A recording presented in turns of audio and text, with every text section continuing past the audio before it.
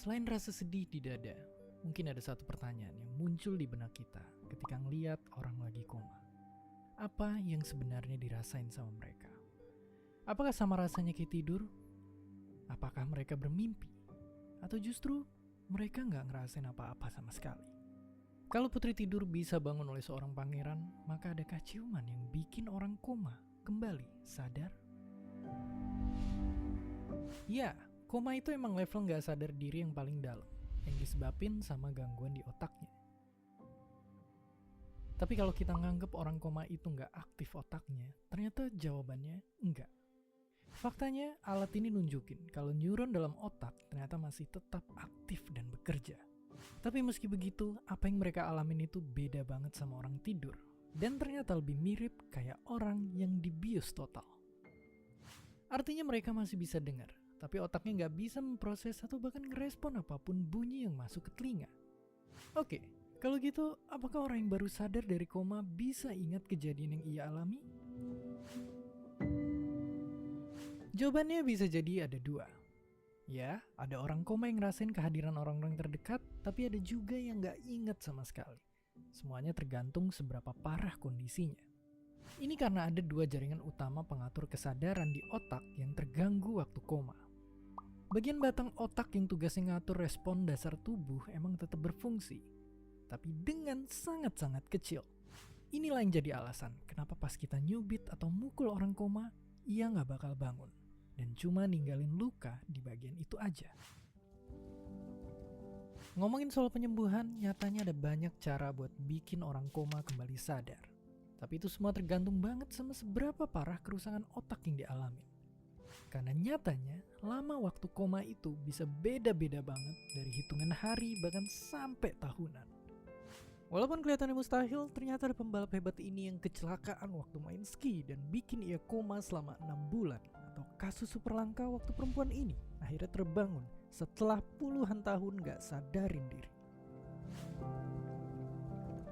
Kalau disimpulin, walaupun orang koma intinya bisa nerima sinyal suara atau sentuhan, orang koma itu tetap nggak bisa memproses respon itu. Tapi, meski pulangnya kecil, sinyal-sinyal dukungan lewat bunyi, suara, atau sentuhan bisa saja sampai di otak mereka dan munculin lagi peluang untuk bangun dari kehampaan yang panjang. Dan seperti biasa, terima kasih.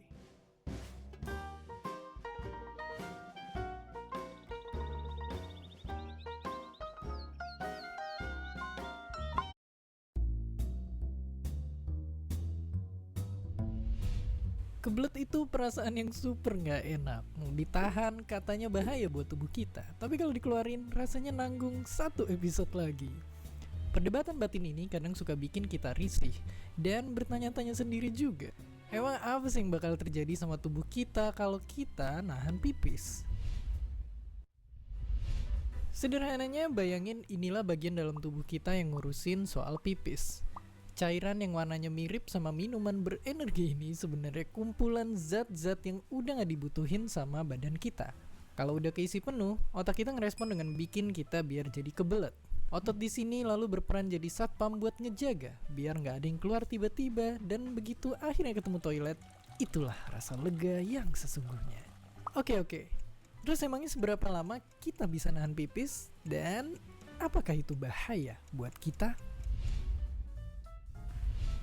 Ternyata tubuh kita bisa nahan sampai berjam-jam. Tapi kalau sampai keseringan dan kelewat lama, ini bisa jadi bahaya. Malah pernah kejadian ada orang yang ikut lomba banyak-banyakan minum air sambil tahan pipis, badannya jadi keracunan air dan akhirnya meninggal. Bahkan di kasus-kasus langka, kandung kemih kita itu ibarat jadi balon yang begitu kepenuhan bakal meletus. Makanya kalau kita lagi gak ikut ujian penting yang ngelarang buat ke toilet, mending kalau kebelet langsung aja cari toilet terdekat. Ngomong-ngomong soal toilet, kalau suka merhatiin kadang kita bakal ketemu tanda ini. Ya, urin itu bisa ngasih tahu kondisi tubuh kita kalau lagi sakit atau enggak dari warnanya. Dan normalnya kita emang bakal beberapa kali ke toilet dalam sehari. Yang kalau dihitung-hitung bisa ngasilin urin sampai beberapa gelas. Walaupun mungkin kedengarannya banyak banget, tapi ternyata kita masih kalah jauh sama hewan-hewan lain. Mungkin ini sebabnya nggak ada yang di rumahnya melihara gajah. Oke, jadi itulah yang terjadi sama tubuh kita waktu nahan pipis. Dan sekarang buat yang emang lagi nonton video ini sambil nahan pipis, kalian bisa segera ke toilet karena videonya udah sampai di sini aja. Dan seperti biasa, terima kasih.